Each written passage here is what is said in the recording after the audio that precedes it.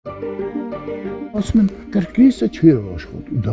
հետո ո՞ս, թող գա ինձ մոտ։ Հազարավոր նկարներն ու հոլովակներն են պատմում, գիշեր-ցերեկ չճանաչող մարզումներ, բազմաթիվ ներկայացումներ մայրաքաղաքում, մարզերում, Արցախում։ Տաշիր ընկերությունների խմբի կողմից Երևանի կրկեսը ձեռք բերելուց հետո, այսինքն 2011-ից սկսած կրկեսային գործունեությունը շենքի շինարարության պատճառով չի դադարել։ Ընկերության իրավաբանը փաստեր ունի, 14 տարի տարածքներ վարձակալելու, մարզումները շարունակելու համար ծախսվել է 18 միլիոն 650 հազար դրամ։ Մարզումներն անցկացվել են տարբեր տարածքներում։ Ալոյանի ձեռքի տակ վարձակալության պայմանագրերն են։ Սա օրինակ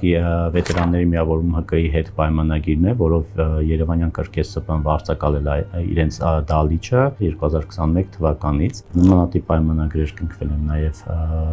Հայաստանի պետական ֆիլհարմոնիա ՊՕԱԿ-ի հետ, Գիլի ՍՊ-ի հետ, մինչև այդ 2018 թվականից ունենք այս պահին էլ նաև կույրերի միավորման հետ կնքված պայմանագիր։ Այս տարիների ընթացքում առնվազն 15 աշխատակցի վճարվել է 119 միլիոն դրամ աշխատավարձ։ Ընկերությունների խմբի իրավաբանը հաստատում է փաստեր բերում, որևէ փուլում աշխատակիցները գործազուրկ չեն եղել։ Կրկեսի շենքի բացակայության պայմաններում վարձակալած տարածքներում շարունակել են երեխաների հետ մարզումների իրականացումը, ապահովել են կրկեսային ներկայացումների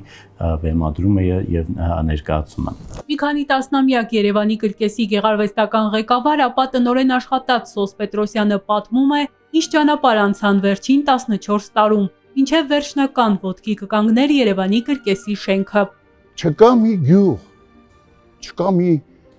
տարածք, չկա մի զորամաս, որտեղ մեր ստուդիայի սաները ելույթներ չունենան։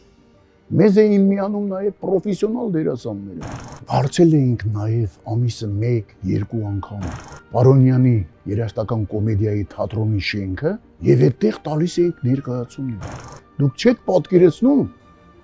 թե ինչ մեծ ոգևորությամբ մարդիկ մասնակցում էին։ Բազմաթիվ հնարքներից մինչև բեմում դերասանական խաղ, հազարավոր երեխաներ ու պատանիներ այս տարիների ընթացքում անվճար ուսանել են Երևանի կրկեսի համար վարձակալած տարածքներում, շարունակել ճանապարհը մեծ բեմերում։ Եթե մեկին ասեք, Հայաստանում կա մի տեղ, որտեղ կրկես են սովորեցնում անվճար, ձեզ վրա կծիծաղացնեն։ Մենք անվճար հիմունքներով, իհարկե Տաշիր գրոպի հովանու ներքո, միշտ մեր ուսումնական պրոցեսը անվճար է եղել։ Ոչ մի լումա մենք երեխայից չենք վերցրել։ Տաշիր արենայի բացումից հետո էլ վարձակալած տարածքներում երեխաների պատանիների մարզումները շարունակվում են։ Դրանք չեն ընդհատվում, երբ արենայում ներկայացումներ են։